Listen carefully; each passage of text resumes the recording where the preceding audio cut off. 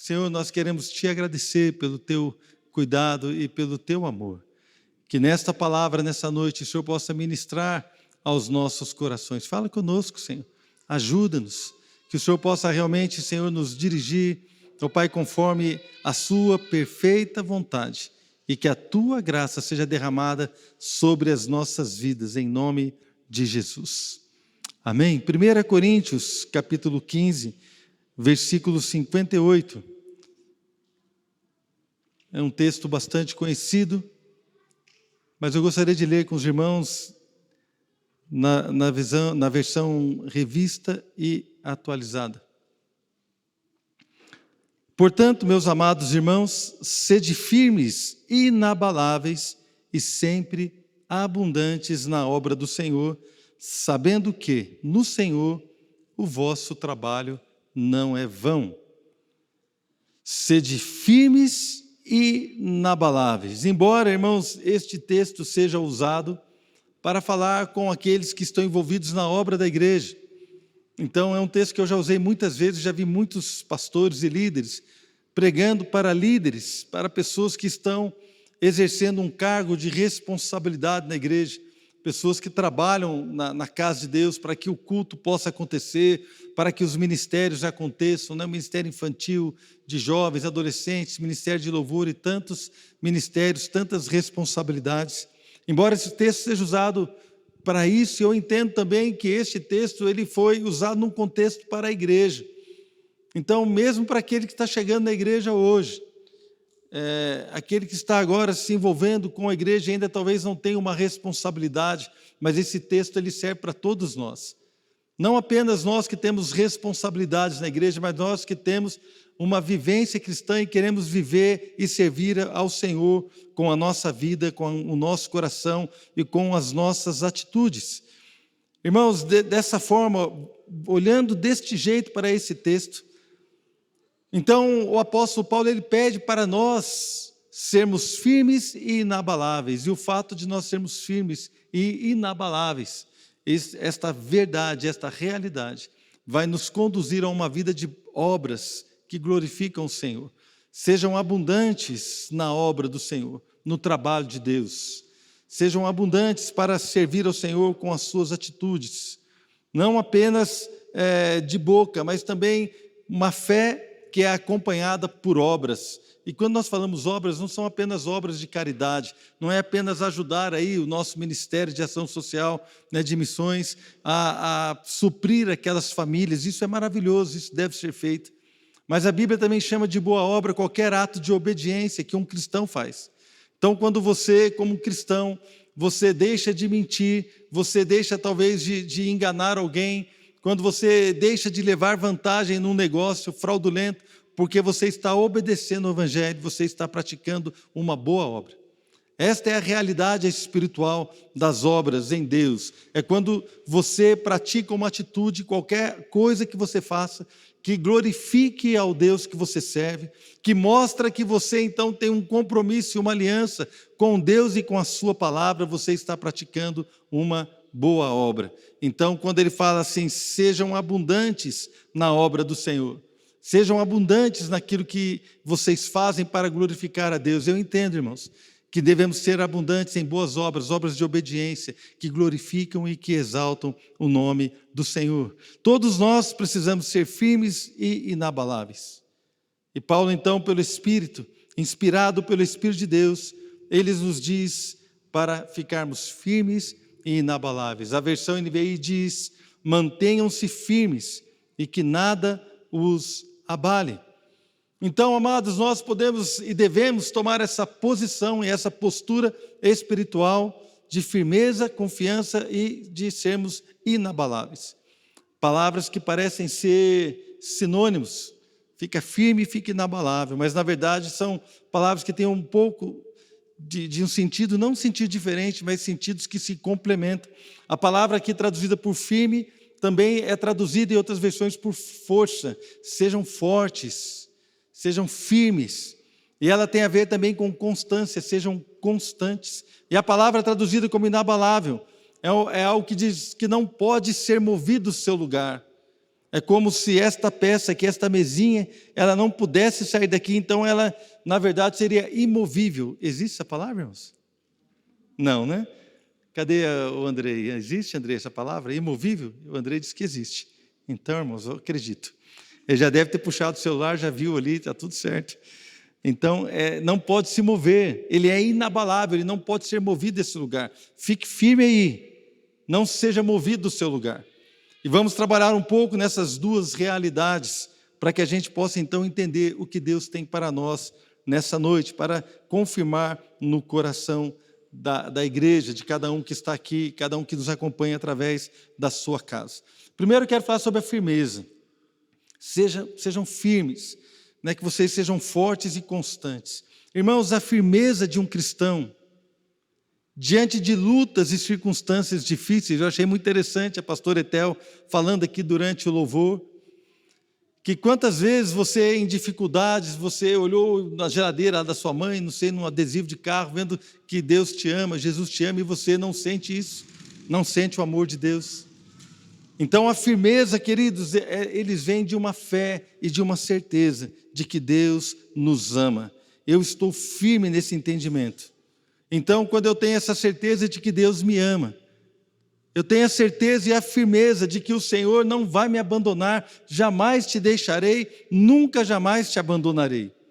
Irmãos, então eu quero dizer que eu posso ficar tranquilo sabendo que Deus me ama, sabe por quê? Porque a Bíblia diz que Deus não me escolheu por causa das minhas capacidades. Deus não me escolheu por causa da minha beleza. Por que vocês estão olhando assim para mim, irmãos? Deus não me escolheu por causa da minha beleza, ou da minha capacidade, ou da minha oratória. Não, Deus não me escolheu por causa disso. Deus não está preocupado com o meu desempenho. Deus não analisou o meu desempenho para então me chamar de filho. Deus não analisou se eu era bom, ou inteligente, ou então fervoroso, ou espiritual. Não sei qual seja a situação que você imagina ser a perfeita para que Deus escolha alguém. Eu quero dizer o seguinte: Deus escolheu você, Deus escolheu amar o mundo de tal maneira que Ele enviou o seu Filho para morrer no nosso lugar. Deus é amor e Ele nos amou. A Bíblia diz que Deus prova o seu amor para conosco, tendo Cristo Jesus morrido em nosso lugar, sendo nós ainda pecadores. Ou seja, você não é amado, não foi chamado pelo seu desempenho ou pelo seu potencial. Você simplesmente foi amado e foi chamado porque Deus te ama. E quando nós então entendemos isso, que o Senhor nos ama, irmãos, a Bíblia diz que Deus escolheu as coisas loucas do mundo, Deus escolheu aqueles que nada são, para envergonhar os outros. A Bíblia diz que Deus escolheu os humildes, os simples do mundo. Ele não chamou os sábios, pelo contrário, os sábios foram confundidos e envergonhados, e Deus chamou pessoas simples, pessoas que de repente para o mundo nada são, mas Deus então chamou essas pessoas para transformar a humanidade, amém? E esta é a sua realidade e a minha realidade. Nós somos a igreja do Senhor, Ele nos chamou dessa forma porque Ele nos ama. E ter, então, esse entendimento, isso me traz firmeza de propósito. Isso, então, me traz uma força, uma alegria para servir a Deus, porque Deus não me ama por causa do meu desempenho. Outro dia eu estava tocando teclado, irmãos, acreditem, eu toco teclado. A Adriana, outro dia, disse que, não sei se todo mundo conhece, né? Os músicos sabem de que eu vou falar. A Adriana estava deitada na cama e eu estava no teclado tocando, e como estava adorando a Deus e tocando uma música atrás da outra, no teclado e adorando a Deus, e ela falou para mim assim: estou me sentindo numa live do Gabriel Guedes. Aí eu falei assim: haja fé, né? Irmãos, passa muito longe, né? Não tem condições de nada. Mas assim, por causa da alegria e do amor, eu estava ali tocando, servindo a Deus, de repente eu comecei a cantar, dando cânticos, e eu comecei a falar assim: Deus, o Senhor me ama, eu posso pregar bem, o Senhor me ama, se eu pregar mal, o Senhor me ama. Porque se tem algo que o pastor fica preocupado, irmãos, é se ele vai pregar bem ou se ele vai pregar mal. A gente fica preocupado: será que a igreja vai receber? Será que a igreja não vai receber? E essa preocupação é constante. Será que Deus vai falar? Deus fala com as pessoas, Deus cumpre o teu propósito. Não tem sentido eu chegar lá e ficar falando. Eu quero que o Senhor fale. Se você soubesse, irmãos, a gente não quer falar nada do nosso coração, quer que Deus ministre. E essa luta, e de repente eu fui levado ao entendimento de que Ele me ama. Se eu pregar bem, se eu pregar mal, se de repente eu falar qualquer coisa, que Deus me ama porque Ele conhece o meu coração e Ele sabe que eu preciso, sou totalmente dependente dEle. Isso me trouxe uma paz, irmãos. Me trouxe uma firmeza de propósito. Eu vou servir a esse Deus que me ama. Eu vou servir a esse Deus que é maravilhoso. Eu não vou, então, ficar preocupado com uma outra coisa, mas eu vou crer que Ele está cuidando de mim, da minha casa, da minha família, de tudo aquilo que me pertence, de tudo aquilo que Ele me deu, das suas promessas. Deus está levando a bom termo tudo aquilo que a mim me concerne. Então eu posso ter essa firmeza em Deus, eu posso confiar nele. Irmãos, um crente, um cristão precisa ser firme. Você precisa ser firme em Deus, você não pode ficar achando que por causa das circunstâncias Deus te ama mais ou menos, não. Nós não podemos achar que as circunstâncias mandam em nós. Irmãos, todos nós passamos de circunstâncias fáceis e difíceis. Todos nós passamos. Mas aquele que é firme em Deus, ele passa com tranquilidade pela tormenta, porque ele está sossegado, ele sabe que Deus está guardando e o Senhor o ama e o chamou para fazer a diferença nessa terra. Inabalável. Sejam firmes e inabaláveis. Como eu estava dizendo, inabalável, no sentido bíblico aqui, e essa palavra só foi usada neste lugar em toda a Bíblia do Novo Testamento. Só foi usada essa palavra no grego neste lugar. E ela significa algo que não pode ser movido, não pode ser tirado. Então, queridos, fique firme. Saiba que Deus te ama, saiba que Deus te chamou, saiba que Deus te perdoou, saiba que Deus quer fazer algo na sua vida, está fazendo, está trabalhando em você. Saiba que Deus, querido, não te ama por causa do seu desempenho ou das suas capacidades. Deus, Ele não está preocupado com isso, porque, como diz as camisetas que a gente vê aí na rua, Deus, Ele não chama os capacitados, mas capacita os escolhidos. Amém, irmãos? Isso é maravilhoso. Deus não escolhe os capacitados, mas capacita os escolhidos. Então nós estamos firmes. Aí a Bíblia fala agora, seja também inabalável, ou seja, não seja movido deste lugar. Esta realidade espiritual, ela já é verdade nos céus, então ela precisa ser verdade no seu coração, e você não pode ser movido deste lugar. Fique aí, neste lugar espiritual. A Bíblia diz que o Senhor nos tirou do império das trevas e nos transportou para o reino do Filho do seu amor. Onde aqui neste lugar nós temos a redenção. Aqui neste lugar eu tenho o perdão dos meus pecados. Aqui neste lugar a Bíblia diz que eu sou nova criação. Eu fui recriado, sou criado de novo, uma nova criação, sou uma nova criatura. Eu já não estou mais no império das trevas, mas eu estou aqui, e neste lugar eu sou uma nova criação. As coisas velhas se passaram, tudo se fez novo. Eu tenho o perdão de Deus e eu posso viver de uma vida que o sirva e que o alegre e que o glorifique. Então, amado, seja firme. Confie em Deus, não abandone essa sua firmeza, mas também seja inabalável, não saia deste lugar, porque é na presença de Deus que o milagre acontece, é na presença de Deus que a cura vem, é na presença de Deus que a restauração é operada, é na presença de Deus que nós somos fortalecidos, é na presença de Deus, de glória em glória, que nós somos transformados à sua própria imagem, pelo Espírito, a imagem de Jesus, é na presença de Deus que nós vamos ter vitória, é neste lugar espiritual, da onde eu não devo ser movido, eu tenho que ser aqui inabalável, eu tenho que ficar neste lugar. Então, irmãos, as circunstâncias não podem me tirar deste lugar. Seja firme, querido, e seja inabalável. Não permita e não deixe que nada venha mover a sua vida deste lugar que Deus tem para você. Este lugar é um lugar de bênção, um lugar de autoridade no mundo espiritual. Nós estamos com Cristo assentado acima de todo principado e potestade, assentados com Cristo. Mas estas verdades espirituais, elas precisam ser trazidas para a nossa vida, pela fé e pelas nossas atitudes práticas também. Essas realidades precisam ser verdade na nossa vida, no dia a dia. Esta autoridade que temos contra demônios, esta autoridade que temos contra todo tipo de mal, essa autoridade que temos para pisar serpentes e escorpiões e nada vai nos causar nenhum dano, isso precisa ser verdade em nós. E muitas vezes, irmãos, nós estamos vivendo uma ou outra questão que não temos autoridade, não temos firmeza, não temos alegria, mas a palavra de Deus diz para mim e para você: sejam firmes e inabaláveis.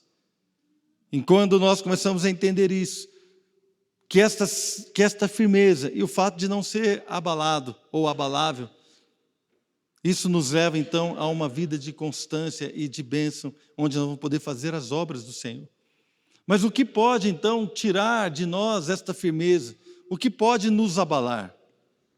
Eu lembro do texto lá de Mateus capítulo 7, no finalzinho do Sermão do Monte, quando o Senhor Jesus ele fala ali o Sermão do Monte, logo no final ele faz ali uma parábola, ele diz, portanto, Mateus 7, 24, portanto, quem ouve estas minhas palavras e as pratica, é como um homem prudente que construiu a sua casa sobre a rocha.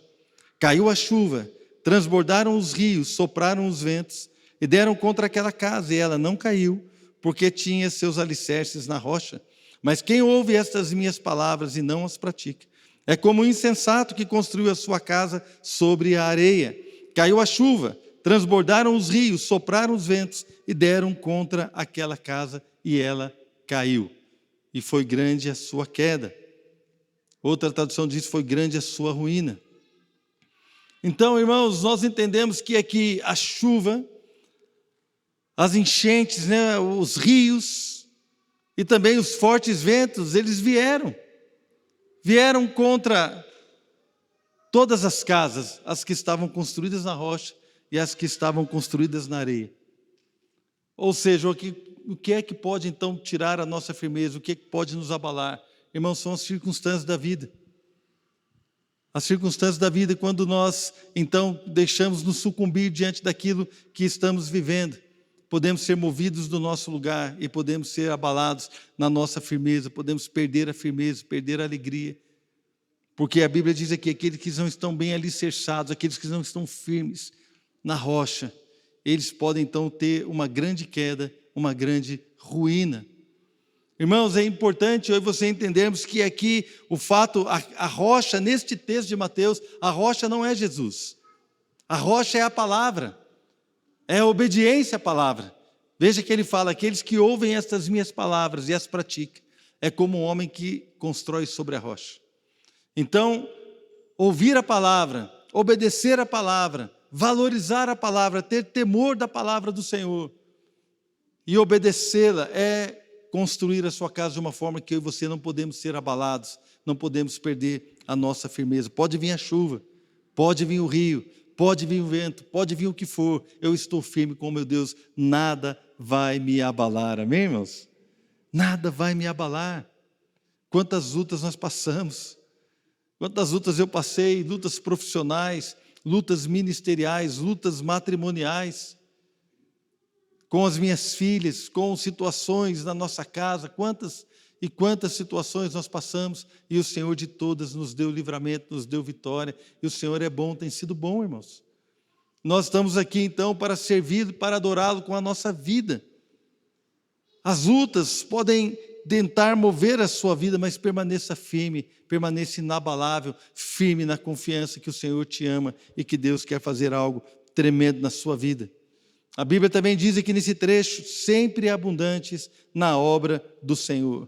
Irmãos, e como eu estava dizendo, a obra do Senhor tem a ver com tudo aquilo que fazemos nele e para ele. Esse trabalho, diz a palavra de Deus, não será inútil, não será feito em vão. Deus está vendo tudo que você faz. A Bíblia fala que o homem vai dar conta de cada palavra que ele falou. A Bíblia diz também que nós vamos dar conta das nossas atitudes. Deus está vendo tudo, irmãos. Mas que bênção também, porque Deus está vendo quando eu e você estamos nos esforçando para agradá-lo, para obedecê-lo. Ele também está vendo. Amém? Isso é maravilhoso. Gálatas capítulo 6, versículo 7, diz o seguinte, Gálatas 6,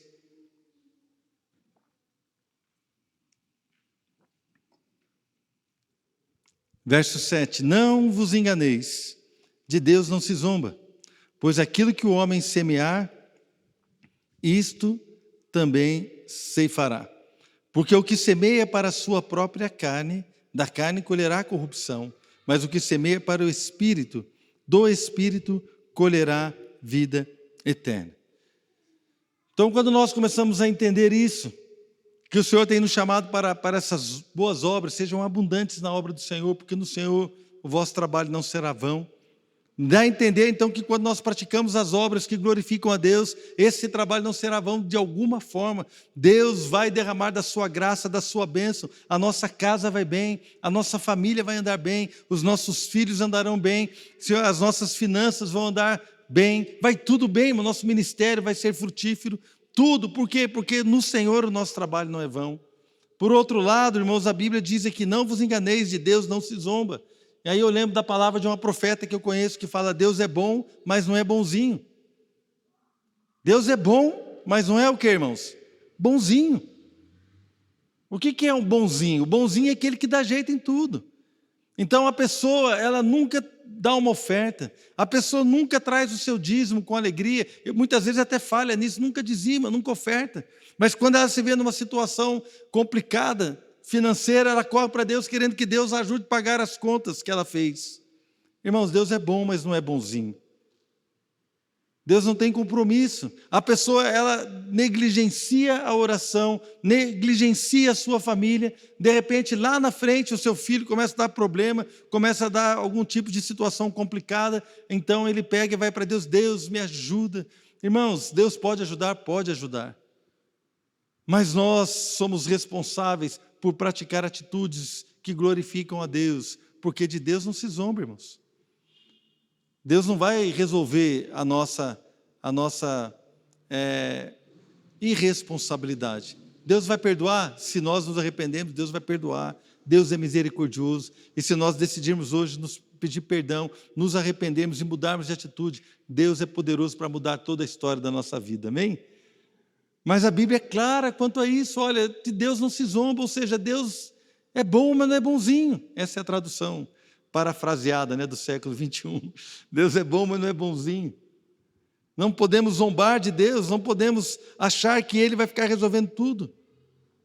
E nós, irmãos, temos uma tendência a sermos muito tranquilos. Eu tenho um testemunho pessoal, eu era adolescente, já faz mais de 40 anos isso, né? Então, eu estava ali no comecinho da minha adolescência e a responsabilidade de colocar o lixo na rua era minha. Então, eu estava lá deitado, eu estava vendo televisão, alguma coisa. Há 40 anos atrás, não tinha internet, não tinha nada, não tinha nem TV a cabo, só tinha um canal na televisão. Era assim, não existia controle remoto, não tinha nada, né? Para mudar o canal, tinha um alicate lá para mexer no seletor, que sempre estava quebrado. Era assim que funcionava. E eu estava deitado, nem para mudar o canal tinha vontade, adolescente, folgado. Minha mãe gritava, Marcelo, põe o lixo na rua, hoje é dia de passar o lixeiro. E eu respondia daqui, já vou. E eu sei que a minha mãe está assistindo, ela vai lembrar disso. Minha mãe está na casa dela vendo essa pregação. E de repente ela falava assim, Marcelo, o lixeiro está chegando daqui a pouco, vai lá. E eu falava, tá bom, estou indo. Deitado lá, irmãos. Já vou. E de repente ela fala assim, Marcelo, tem que ser agora, porque o lixeiro está passando. Eu falei assim, tá bom, mãe, só mais um minuto. Daqui a pouco meu pai, ele ia lá escondido, pegava o lixo e botava na rua no meu lugar. E eu ficava tranquilo, porque eu sabia que ele ia fazer isso. Deus não é assim, amém, irmãos? Isso me trouxe dificuldades depois, para entender que ninguém vai fazer por mim aquilo que eu preciso fazer. Ninguém vai fazer por você o que você tem que fazer. Eu me lembro de um casal que chegou para um pastor amigo meu, estava perto dele, e chegou ali com o seu filhinho, e por volta de uns 6 anos, falou assim, pastor, ora pelo meu filho, põe a mão na cabeça dele, porque ele está dando trabalho, ele é desobediente, ele faz isso, ele faz aquilo, ele chega até a bater na mãe dele, ele não sei o que e tal. E o pastor pegou, puxou aquele casal de lado e falou assim, eu vou orar por vocês, porque vocês que precisam educar o seu filho. Não adianta eu orar, botar a mão na cabeça do seu filho e orar com ele. Vocês que estão precisando de graça e sabedoria para educá-lo. Seu filho está sendo mal educado. Amém, queridos? Então nós precisamos entender que a responsabilidade é nossa. Nós precisamos entender que temos que ter atitudes, obras. A Bíblia dá esta direção. Sejam abundantes na obra do Senhor. Sejam abundantes naquilo que agrada a Deus, tenham atitudes de alegria no serviço a Deus, sejam abundantes nisso. Porque estas coisas não serão perdidas. No Senhor, o nosso trabalho não é vão. No Senhor, tudo aquilo que você faz vai ser uma bênção. Tudo que você faz. Irmãos, por isso que nós precisamos ser firmes e inabaláveis, porque quando perdemos a firmeza e quando somos abalados pelas lutas e dificuldades, nós então não somos abundantes na obra de Deus. Não praticamos obras que glorificam a Deus. Mas tudo vem o quê? De um entendimento de que Deus me ama. Deus me chamou porque Ele tem o melhor para mim. Deus me chamou porque, não por causa da minha capacidade, não por causa do meu desempenho. Deus não está olhando o seu desempenho, Deus te ama, irmãos. E quando nós entendemos isso, então estamos firmados no Senhor, e somos colocados num lugar de onde não seremos abalados. Então nós começamos a fluir naquilo que glorifica ao Senhor. Quantos entendem que você precisa ser firme e inabalável? Que é isso o que Deus tem para a sua vida. Irmão, então fique firme, que nada o abale, seja abundante na obra do Senhor. Ore, estude a palavra, tenha comunhão com irmãos em Cristo. Louve, tenha uma vida de louvor, de adoração a Deus. Pratique os princípios de Deus, não são regras, mas são princípios que vão levar você a viver algo maravilhoso no Senhor. Gostaria que você fechasse os teus olhos. Quero orar com você, chamar aqui a pastora Etel para nós ministrarmos uma canção. Eu quero orar com você nessa noite.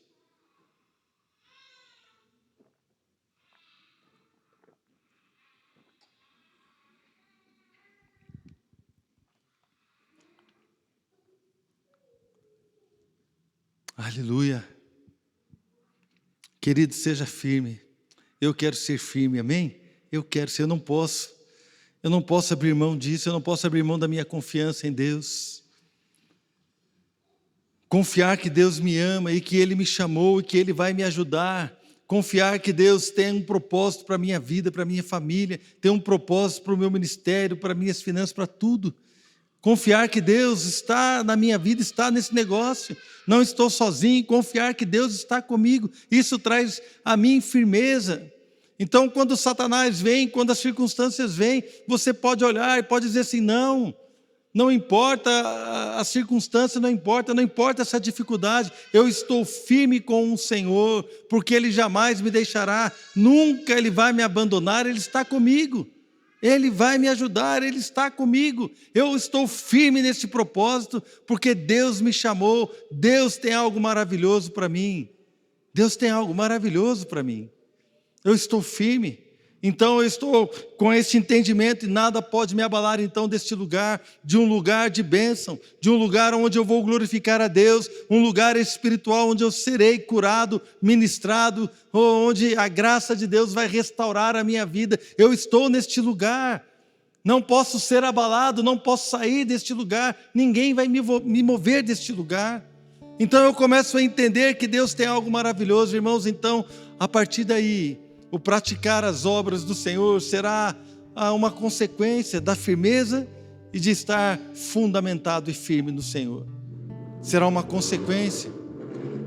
Não será a religiosidade, não serão regras a serem obedecidas, mas serão atitudes de amor, serão atitudes de gratidão, serão atitudes que glorificam a Deus, de uma vida que canta, que louva e que adora. Esta é a realidade espiritual que faz toda a diferença. É esta firmeza que Deus tem para nós. Sabe por que a Bíblia diz para nós sermos firmes e inabaláveis?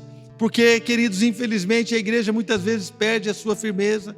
Muitas vezes o irmão, ele pode ser abalado, ele sai do seu lugar e ele então se coloca num lugar de dificuldade, ele se coloca num lugar distante de Deus. Lembre-se do filho pródigo. Ele estava ali junto ao pai, estava protegido, estava cuidado, tudo que o pai tinha era dele, estava ali tranquilo. De repente, então, ele pega os bens, ele pede ali a sua herança, então ele toma posse daquilo que ele achava que era o melhor que o pai poderia dar para ele, que era a vida, ele queria ter liberdade. Sabe, o melhor que Deus deu para você não é a sua vida, o melhor que Deus deu para você é a presença dele na sua vida. O melhor que nós temos como homens e mulheres não é a vida simplesmente, mas é a presença dele na nossa vida. É a disposição de Deus em andar conosco. Ainda que eu seja pecador, Ele quis andar comigo, muito mais do que querer andar comigo. Ele morreu no meu lugar. Ele subiu a cruz do madeiro.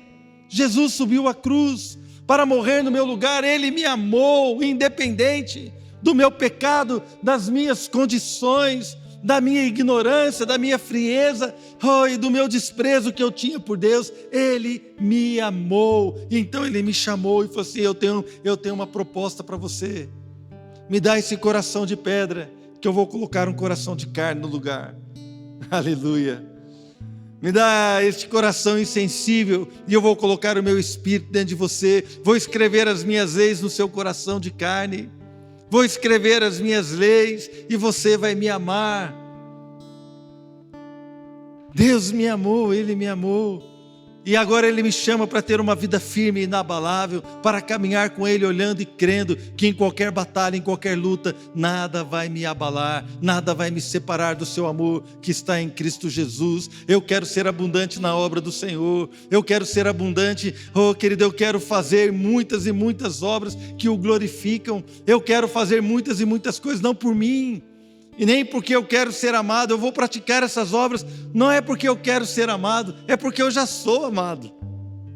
Ele já me ama. Então eu quero devolver esse amor de alguma forma, vivendo somente para Ele. Esta é a essência da vida cristã, querido.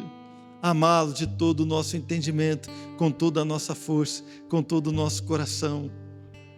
Esta é a essência da vida cristã.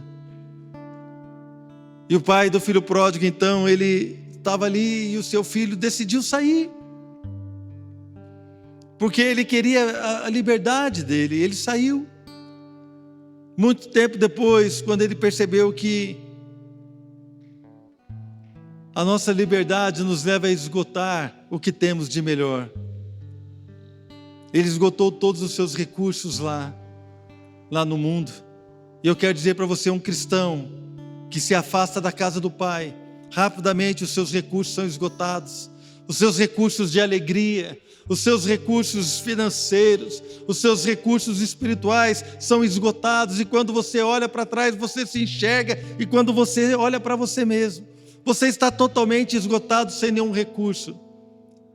Mas eu quero dizer para você, é um caminho de volta, e quando nós voltamos para o Pai, rapidamente Ele nos abraça, tira de nós esse cheiro do mundo, manda trocar a nossa roupa e nos coloca uma roupa limpa. Nós estamos ali descalços, Ele coloca uma sandália e nos dá o anel de autoridade, e Ele abraça o Filho. Ele abraça o Filho, sabe por quê? Porque Deus não mudou de ideia. O que Ele tem para você é graça, o que Ele tem para você é autoridade, o que Ele tem para você é uma vida firme, o que Ele tem para você é uma vida que será inabalável. Deus não mudou de ideia, então Ele está constantemente nos chamando para viver essa vida com alegria. Eu sinto no meu coração hoje pessoas que precisam voltar para a casa do Pai. Pessoas que precisam voltar para a casa do Pai. Eu não sei se é aí na sua casa. Não sei se são pessoas que estão me vendo agora. Não sei se há alguém aqui neste salão que precisa voltar para a casa do Pai. E se há alguém aqui no salão que precisa voltar para a casa do Pai, que entende que você precisa ter uma vida firme e inabalável, eu gostaria que você levantasse a sua mão, porque eu quero orar com você. Se há alguém aqui que sente isso, que precisa voltar para a casa do Pai, você está aqui neste salão e fala assim: pastor, eu quero dar um passo de fé, eu quero voltar. Amém. 2 pessoas aqui no salão levantaram as mãos. Pode despachar, queridos. Você na sua casa também, se você sente isso, ore comigo neste momento. Fala assim: Senhor, pode repetir do seu lugar, fala: Senhor, eu quero voltar para a casa do Senhor. Eu percebo que preciso ter uma vida firme e inabalável. Quero que os meus dias sejam para glorificar o Teu nome. Obrigado pelo Teu perdão. Obrigado pelo Teu amor. Em nome de Jesus.